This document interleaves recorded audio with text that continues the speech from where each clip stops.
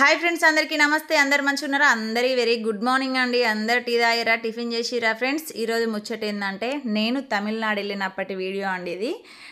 కంచి కామాక్షమ్మని అయితే దర్శించుకున్నా. నేను రెండో శక్తిపీఠాన్ని చూడగలిగిన నిజంగా అదృష్టవంతురాలను అనుకోవాలి. ఎందుకంటే ఆ అమ్మవారిని దర్శించుకోవడం అంటే మామూలు మాటలు కాదండి. ఇక్కడ కాదు, తమిళనాడు అంటే చాలా లాంగ్ కదా.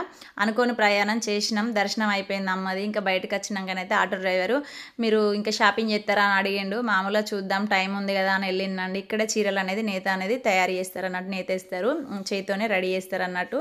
చూసినా బాగా అనిపించింది. ఇంకొక శారీ అయితే తీసుకుందాం అనుకున్నా. నేను కొన్న శారీకి అయితే 3000 చెప్పిండండి. నేను 600కి అడిగిన. లాస్ట్ 1000కి ఇచ్చిండండి. ఏదైనా మనం రేటు బేరం ఆడాలండి. బేరం ఆడకపోతే ఏది తగ్గించారు. ఎందుకంటే నమ్ముకునే వాళ్ళకి రూపాయి రావాలనే ఉంటుంది కదా. ఇదేనండి షాప్ అయితే. ఇక్కడికి వెళ్ళి కొనుక్కొని బయటకు వచ్చిన.